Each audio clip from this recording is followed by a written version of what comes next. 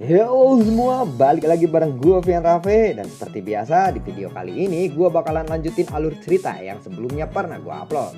Dan tidak terasa gue udah nyampe season 9-nya. Dan sebentar lagi bakalan nyambung sama season 10-nya buat kalian yang ketinggalan. Dan buat kalian yang baru aja gabung di channel gua, kalian bisa cek channelnya, kalian bisa cek playlistnya di channelnya, dan kalian bakalan nemuin session-session sebelumnya yang pernah gua upload. Di sana bakalan bersusun rapi ya episode-episodenya juga. Dan tanpa banyak basa-basi lagi, yuk kita langsung cek this out aja alur cerita session 9-nya.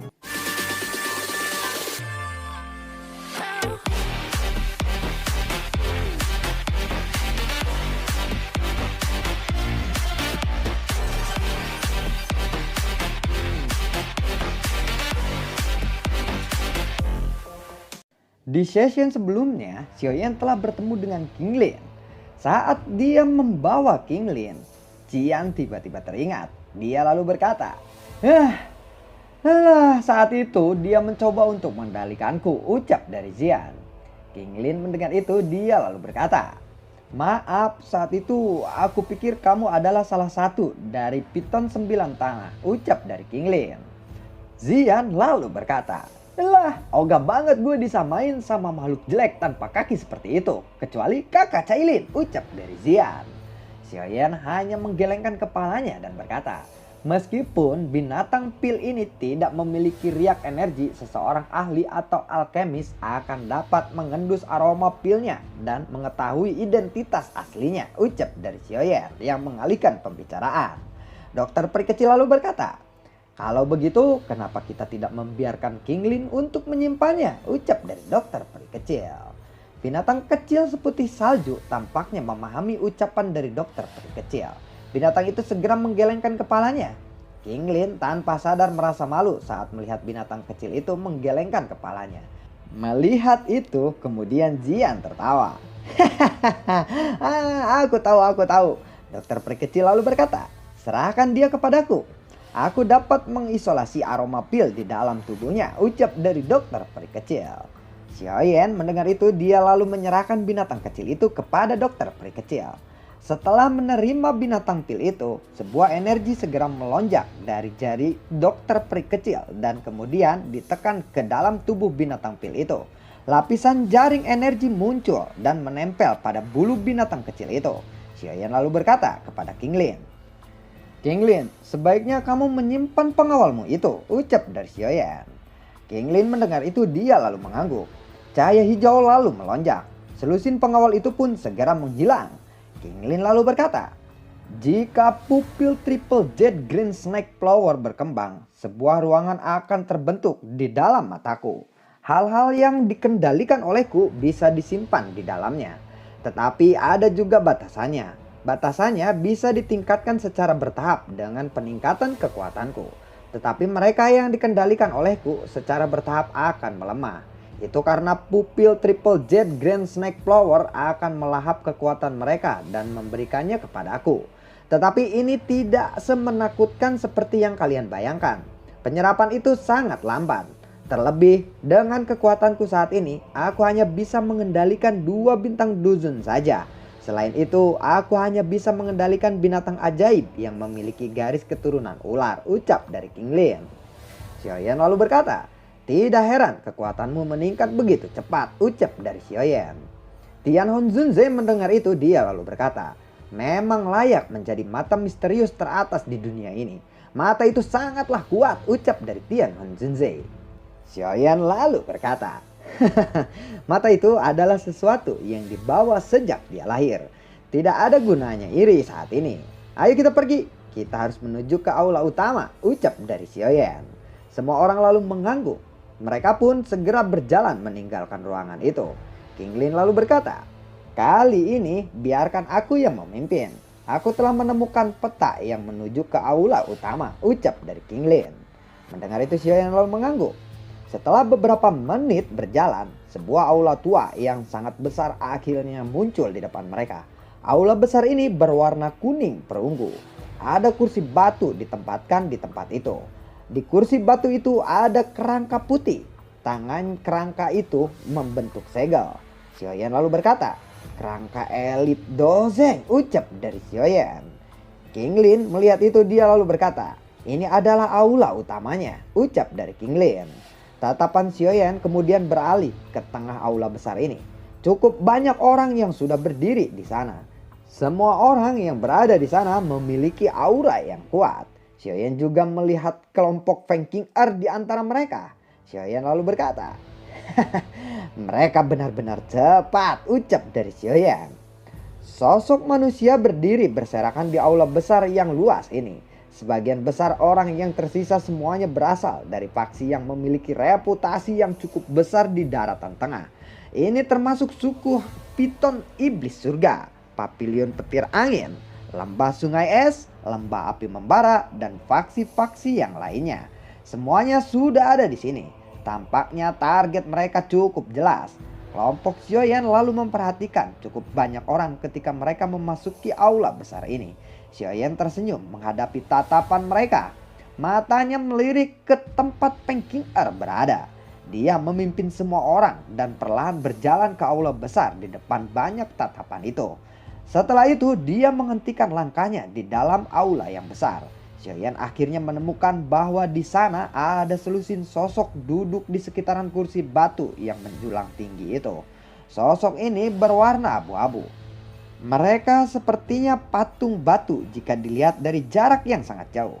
Kedua mata mereka tertutup rapat. "Apakah itu boneka?" tanya dari dokter peri kecil.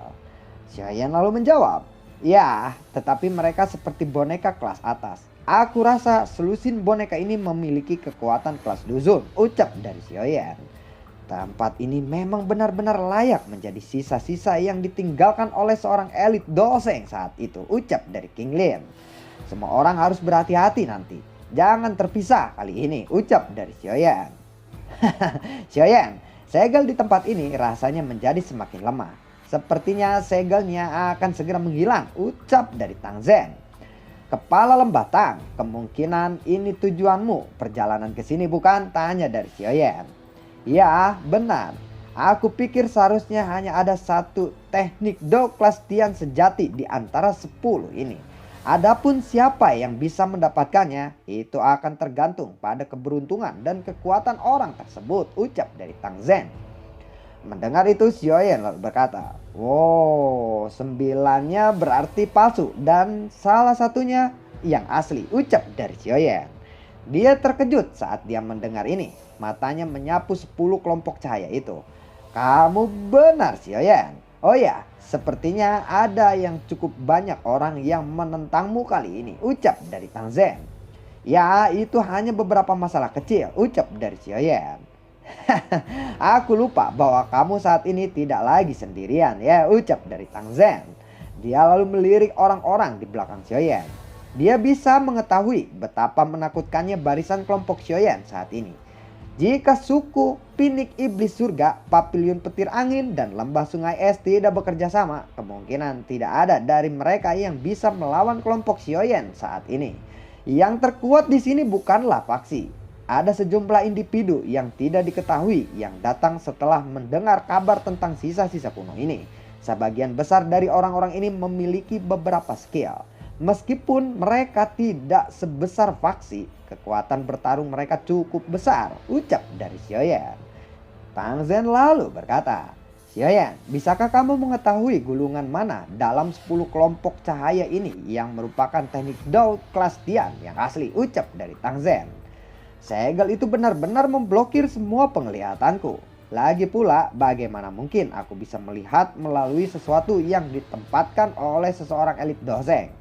Kita hanya bisa lihat nanti siapa yang akan beruntung," ucap dari Xiaoyan.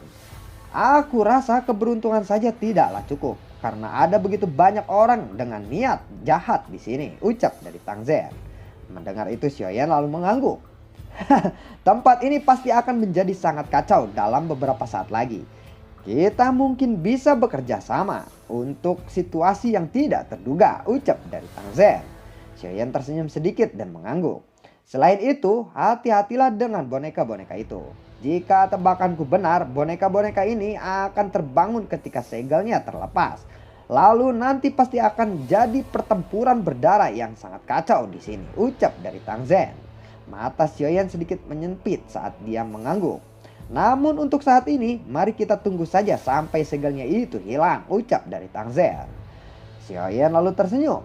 Setelah mereka menunggu segel menghilang, beberapa ahli dari faksi lain juga terus-menerus tiba di aula besar ini. Dengan meningkatnya jumlah ahli yang telah tiba di tempat ini, suasana di dalam aula besar menjadi sedikit tegang. Semua orang menyadari bahwa dalam beberapa saat lagi mereka akan saling membunuh tanpa ragu-ragu. Tangan Xiaoyan lalu dimasukkan ke dalam lengan bajunya. Matanya tertutup dan kekuatan spiritualnya lalu menyebar dalam aula besar ini. Dia merasakan sedikit aneh ketika sebelum menemukan ahli dari Hall of Soul di sini. Mungkinkah mereka tidak memiliki niat pada sisa-sisa kuno ini? Namun tepat ketika dia membuka matanya, sebuah tawa terdengar dari aula besar ini. Sepertinya aku tidak terlambat kali ini ya, ucap dari Zai King. Melihat itu, Xiaoyan lalu berkata, akhirnya mereka tiba juga. Zai King, ucap dari Xiaoyan. Xiaoyan lalu berkata, apa kalau kamu benar-benar sembuh kali ini, ucap dari Xiaoyan saat melirik Zai King. Dan matanya berhenti di tangan kanan Zai King. Dia hanya bisa melihat lengan bajunya yang kosong. Tampaknya meskipun iblis tua ini berhasil mempertahankan hidupnya, tetapi dia harus kehilangan lengan kanannya. Dokter peri kecil melihat ini, dia lalu berkata, Zai King ini adalah seseorang hantu tua yang berlengan satu kali ini, ucap dari dokter peri kecil. Xiaoyan, kamu masih hidup, ucap dari Zai King yang melihat Xiaoyan. Bagaimana mungkin aku bisa mati sebelum kamu, ucap dari Xiaoyan. Bajingan, hari ini aku pasti akan membalas dendam karena kamu telah membuatku kehilangan lenganku, ucap dari Zai King. Lalu banyak mata memandang ke arah Xiaoyan dan dengan tidak percaya lengan Zai King ini benar-benar dipatahkan olehnya. Anak kecil ini, mengapa dia memiliki kekuatan seperti itu? Ucap dari Feng King dan yang lainnya juga sedikit tercengang. Xiaoyan lalu berkata, hantu tua Zai King, apakah kamu ingin kehilangan lenganmu yang satu laginya? Ucap dari Xiaoyan. Sontak kata-kata Xiaoyan ini membuat Zai King marah. Dia lalu mengepalkan tangannya ketika dia melihat hantu tua Zai King ini menerkam dengan marah ke arahnya. 3 jenis api surgawi segera muncul di depan Xiaoyan. Suhu di dalam aula besar ini tiba-tiba naik ketika api surgawinya muncul. Zai King yang bergegas ke depan juga berhenti saat melihat api ini muncul. Dia sudah merasakan kekuatan Lotus Flame waktu itu. Oleh karena itu, saat ini dia merasakan ketakutan saat dia melihat Xiaoyan memunculkan api surgawinya lagi. Selain itu, dia memiliki misi yang secara pribadi diberikan oleh kepala aula untuk dia penuhi dalam perjalanannya ke tempat ini. Jika ada kesalahan, dia pasti akan dihukum berat kali ini. Ada banyak ahli di sekitaran bocah ini. Akan membutuhkan beberapa upaya yang diperlukan untuk menghabisinya jika dia ingin membunuhnya. Jika aku menjadi terlalu lelah, kemungkinan aku tidak akan bisa bersaing dengan yang lainnya, ucap Zai King di dalam hatinya. Sesaat kemudian dia hanya bisa menahan amarahnya yang meledak-ledak dan niat membunuhnya yang muncul di dalam hatinya. Aku akan datang dan menghabisimu dengan benar begitu urusanku di sini selesai, ucap dari Zai King. Xiaoyan mendengar itu, dia lalu berkata, aku akan menunggumu, ucap dari Xiaoyan. Zai King lalu menatap Xiaoyan dengan tajam. Dia berbalik dan bergegas kembali. Setelah itu dia memanggil para ahli dari Hall of Soul dan langsung mendarat di depan pintu aula besar ini.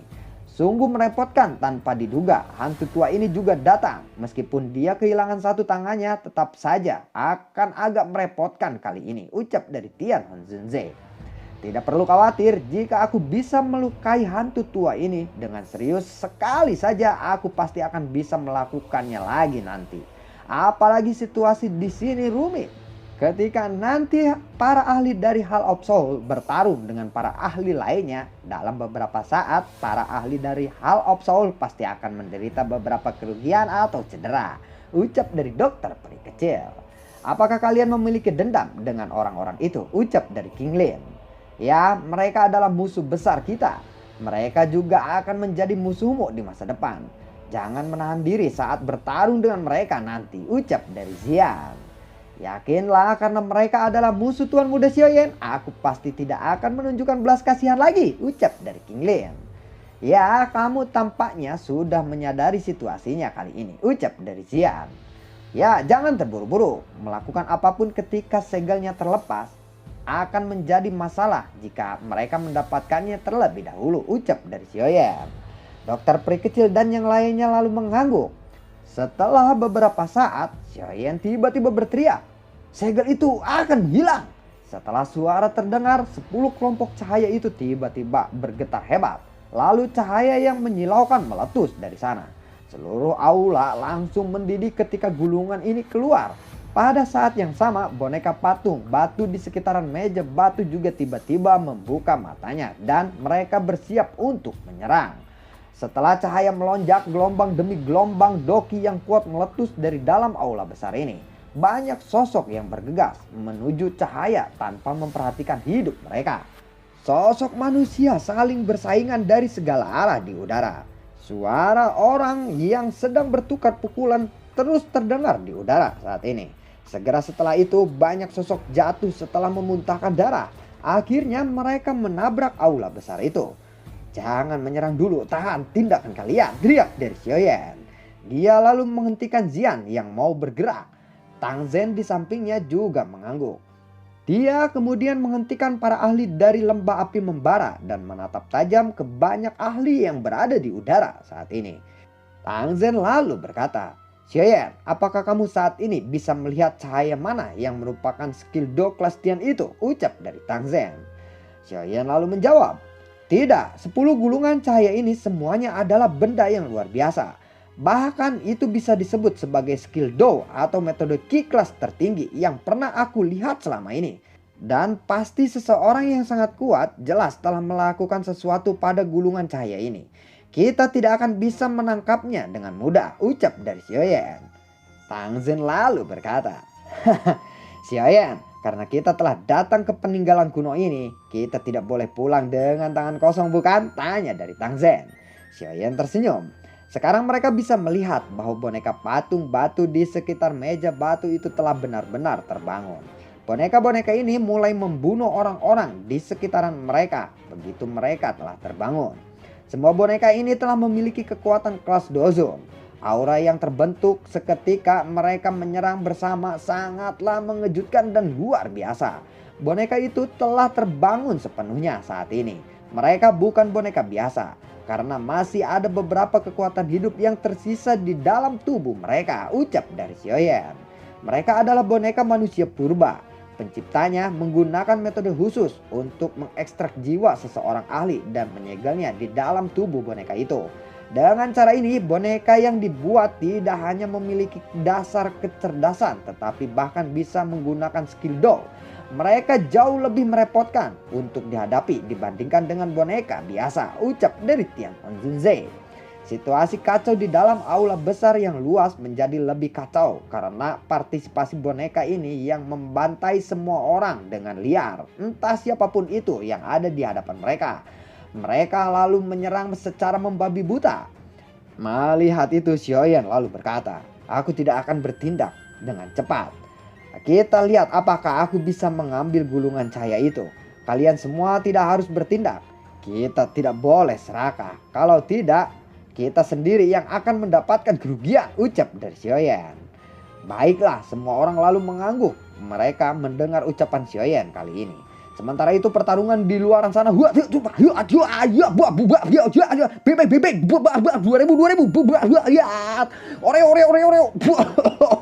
Orson. Selusin sosok di depan mereka tiba-tiba meledak menjadi sekelompok kabut berdarah. Sosok abu-abu lalu bergegas keluar dengan cepat, secepat kilat dari dalam kabut darah itu. Sosok itu lalu melesat ke arah kelompok Xiaoyan. Hati-hati, itu adalah boneka manusia, ucap dari dokter peri kecil. Tubuhnya melintas dan dia muncul di depan Xiaoyan.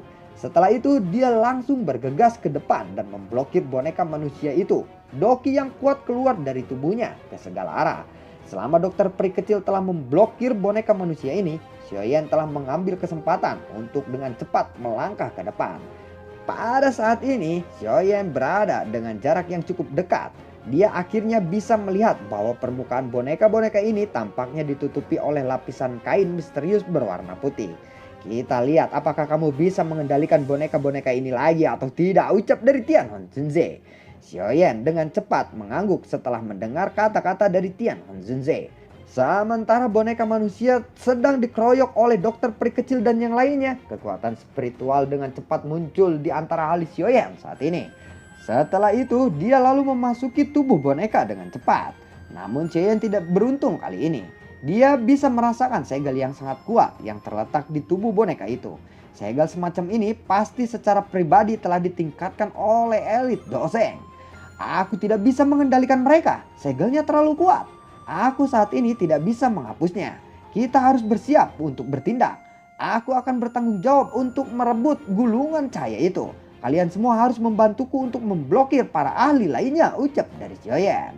Dia lalu melirik situasi dokter peri kecil. Boneka manusia itu cukup merepotkan baginya. Jelas sangat sulit untuk menyelesaikannya dalam waktu yang singkat. Untungnya dokter peri kecil tidak dalam bahaya. Oleh karena itu Xiaoyan telah menempatkan perhatiannya ke gulungan cahaya itu sekali lagi. Pada saat ini Feng Qing'er, lembah sungai es dan faksi-faksi lainnya tidak bisa menunggu lebih lama lagi. Saat ini mereka semua telah bergabung untuk merebut gulungan itu. Feng Zunze dan yang lainnya mengangguk setelah mendengar perintah dari Xiaoyan. Doki di dalam tubuh mereka dengan cepat diedarkan. Mereka sadar bahwa ini bukanlah tugas yang mudah untuk berhasil mendapatkan gulungan cahaya itu dalam situasi kacau seperti ini. Mata Xiaoyan lalu menyapu ke udara dan berhenti pada sinar cahaya yang merah. Baiklah, cahaya itu akan menjadi targetku. Xiaoyan lalu bergumam pada dirinya sendiri di dalam hatinya. Gulungan ini benar-benar merah cerah dan ada aura liar yang menyebar dari dalamnya. Kemungkinan itu terkait dengan afinitas api dan paling cocok untuk Xiaoyan. Sesaat kemudian, sinar cahaya ini akhirnya muncul di area sekitar kelompok Xiaoyan. Ayo kita bergerak, teriak dari Xiaoyan saat sinar cahaya itu memasuki area kelompok Xiaoyan. Hiat! Lalu bagaimanakah kelanjutan ceritanya? Nantikan konten gue berikutnya dan tidak terasa gue udah sampai season 9-nya. Dan sebentar lagi BTTH ini akan selesai. Bagi kalian yang telah mendukung channel ini dari awal hingga akhir, gue ucapin terima kasih banyak banget. Dan untuk Wodong Tiankun kita lanjut. Dan sementara itu semoga kita akan semoga gampang gitu ya. Maksudnya lancar-lancar aja untuk melanjutkan alur cerita BTTH yang di bagian 5 Dodi legendaris dan salah satunya adalah Xiaoyan. Nah, kita bakalan pelajarin dulu dan sebagaimana biar agar gimana ya, penyampaiannya itu lebih mudah dimengerti dan kalian bisa paham bahwa mungkin saat ini di cerita yang kelanjutannya Xiaoyan itu udah menjadi legenda. Salah satunya adalah Xiaoyan, Lingdong, dan siapa lagi ya? Ada 5 Dodi ya, termasuk anaknya Xiaoyan gitu kalau nggak salah. Oke, nanti kita akan pelajarin dulu. Kita pasti lanjut. Oke, terima kasih semuanya dan semangat selalu untuk kalian. Semoga sehat selalu untuk kalian dan terima kasih banyak buat kalian yang sudah mendonasikan sedikit rezekinya lewat link Saweria di bawah kolom deskripsi. Terima kasih semuanya. Assalamualaikum dan dadah.